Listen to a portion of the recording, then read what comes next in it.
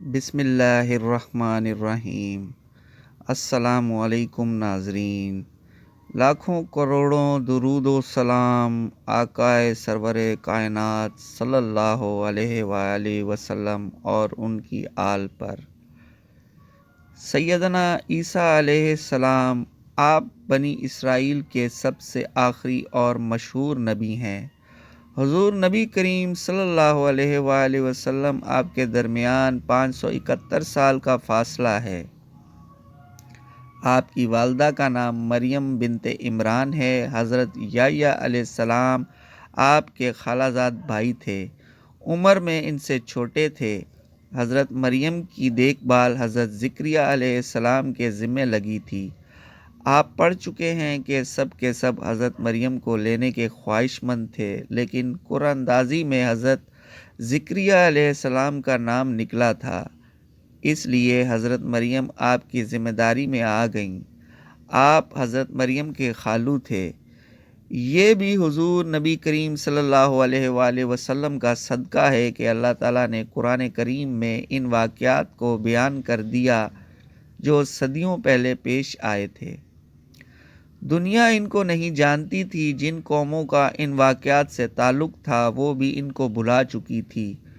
انہی واقعات میں قرآن اندازی کا یہ واقعہ بھی شامل ہے۔ اللہ تعالیٰ فرماتے ہیں، اے نبی، یہ باتیں غیب کی خبروں میں سے ہیں جو ہم آپ کی طرف وحی کرتے ہیں، ورنہ آپ ان لوگوں کے پاس اس وقت موجود نہیں تھے جب کہ وہ اس بات پر قرآن اندازی کے لیے اپنی اپنی کلمے ڈال رہے تھے کہ مریم کا نگران کون بنے گا۔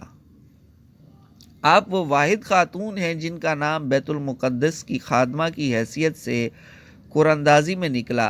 آپ جس کمرے میں عبادت کیا کرتی تھیں وہاں اللہ تعالیٰ آپ کے لیے بے موسمی پھل عطا فرماتے تھے، یہ بھی آپ کی فضیلت ہے۔ انہی پہلوؤں کو دیکھ کر حضرت زکریا علیہ السلام نے اللہ تعالیٰ سے اولاد کے لیے دعا کی تھی، اور اللہ تعالیٰ نے آپ کو حضرت یحییٰ علیہ السلام عطا فرمائے۔ جب آپ بالغ ہو گئیں تو اللہ تعالیٰ کے فرشتے آپ کی خدمت میں حاضر ہوئے اور انہوں نے آپ سے کہا، اے مریم، اللہ تعالیٰ آپ کو اس کلمے کی بشارت دیتے ہیں جو اللہ کی جانب سے ہوگا۔ اس کا نام مسیح بن مریم ہوگا۔ وہ دنیا اور آخرت میں مرتبے دار ہوگا اور مقرب لوگوں میں سے ہوگا، اور ماں کی گود میں لوگوں سے باتیں کرے گا، اور جب پوری عمر کا ہوگا تو نیک بختوں میں سے ہوگا۔ حضرت مریم فرشتوں کی یہ بات سن کر پریشان ہو گئیں کہ ان کی تو ابھی شادی ہی نہیں ہوئی، ان کے ہاں بھلا بیٹا کیسے ہو سکتا ہے، اور اگر اب یہ ہو گیا تو لوگ تو انہیں طعنے دیں گے۔ اس وقت میں اپنی پاک دامنی ثابت کرنے کے لیے کیا کروں گی؟ اللہ تعالیٰ نے اس بات کے جواب میں ارشاد فرمایا، مریم، گھبرانا نہیں، تمہیں زبان ہلانے کی ضرورت بھی پیش نہیں آئے گی۔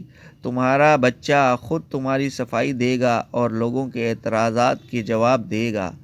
حضرت عیسیٰ علیہ السلام کا ذکر قرآن کریم کی 13 سورتوں میں آیا ہے۔ جب حضرت مریم نے اس بات پر حیرت ظاہر کی کہ ان کے ہاں بچہ کیسے ہوگا، ان کی تو ابھی کسی سے شادی بھی نہیں ہوئی، تو اس کے جواب میں اللہ تعالیٰ نے فرمایا، یوں ہی ہوگا، اللہ تعالیٰ جو چاہیں پیدا کر دیتے ہیں۔ جب وہ کسی کا کام کا فیصلہ کر لیتے ہیں تو اسے صرف اتنا کہہ دیتے ہیں، ہو جا، چنانچہ وہ ہو جاتا ہے۔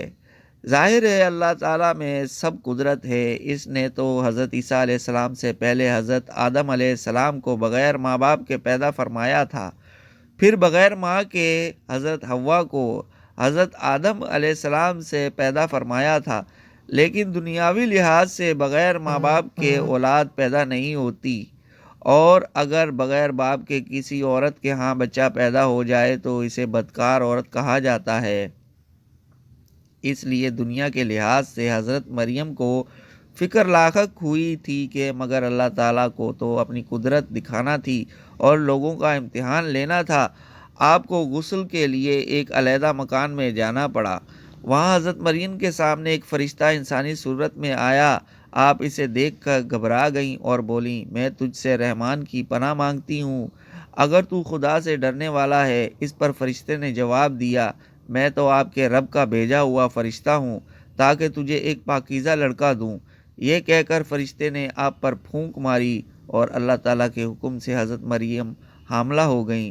کچھ دن بعد حضرت مریم علیہ السلام نے بھاری پن محسوس کیا۔ پھر بچے کی پیدائش کا وقت قریب آ گیا تو آپ نے سوچا، قوم جاہل ہے، اسے اس ساری صورتحال کی کیا خبر، نامعلوم اب کیا کیا الزام تراشیاں کرے۔ اس لیے آپ نے سوچا کسی الگ تھلگ گھر چلے جانا چاہیے۔ چنانچہ آپ یروشلم چلی گئیں۔ یہ جگہ بیت المقدس سے 9 میل دور ہے۔ اس مقام کو آج کل بیت اللحم کہتے ہیں۔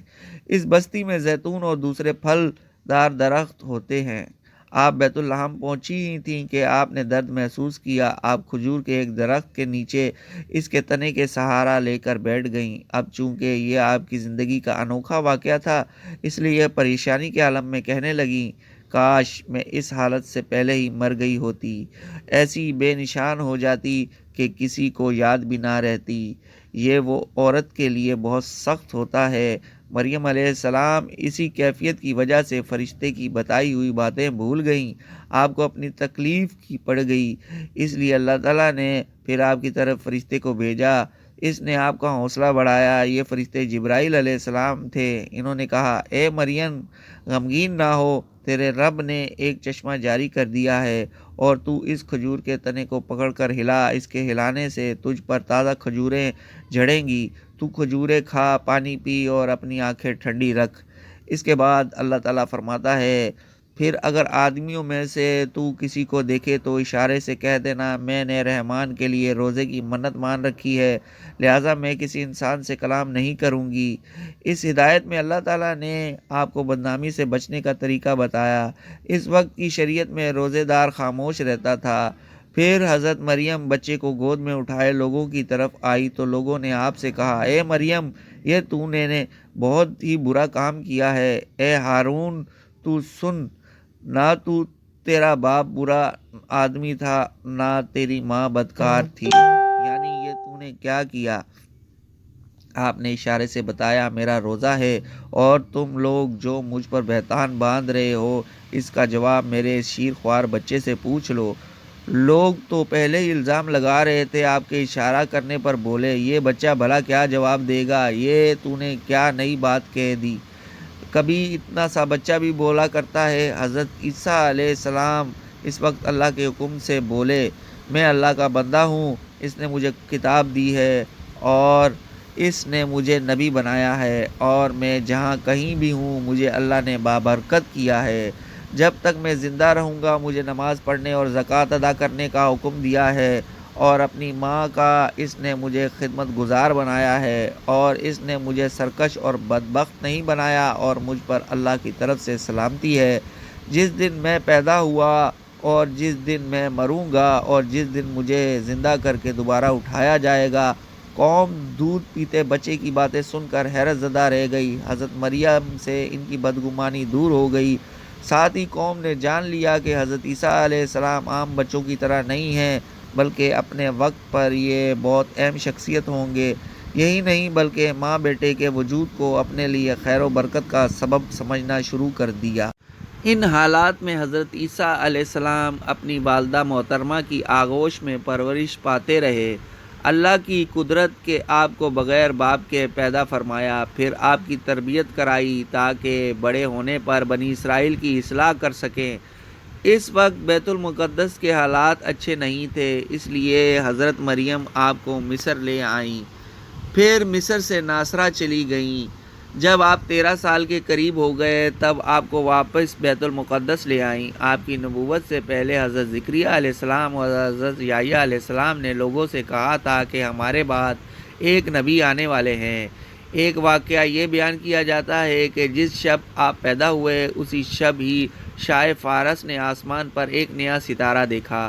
بادشاہ نے درباری نجومیوں سے پوچھا تو انہوں نے بتایا کہ اس ستارے کا طلوع کسی عظیم الشان ہستی کی پیدائش کی خبر دیتا ہے جو ملک شام میں پیدا ہوا ہے۔ چنانچہ تحقیق کی گئی تو پتہ چلا کہ اسی شب ہی حضرت عیسیٰ علیہ السلام پیدا ہوئے تھے۔ اس دوران بنی اسرائیل کی مذہبی حالت اور زیادہ خراب ہو چکی تھی۔ وہ مشرکانہ رسوم کے دلدادہ ہو چکے تھے، تورات کے احکامات کو بدل دیا کرتے تھے۔ ان حالات میں اللہ تعالیٰ نے آپ کو نبوت سے سرفراز فرمایا۔ یہ اشارہ تو اس وقت مل ہی چکا تھا کہ آپ اللہ کے نبی ہیں، جب آپ نے ماں کی گود میں باتیں کی تھیں۔ آپ کی پیدائش چونکہ باپ کے بغیر ہوئی تھی، اس لیے آپ کو کلمۃ اللہ فرمایا گیا، یعنی اللہ کا کلام۔ بنی اسرائیل یا تو انبیاء کو مانتے ہی نہیں تھے، یا مانتے تھے تو انہیں حد سے بڑھا دیتے تھے۔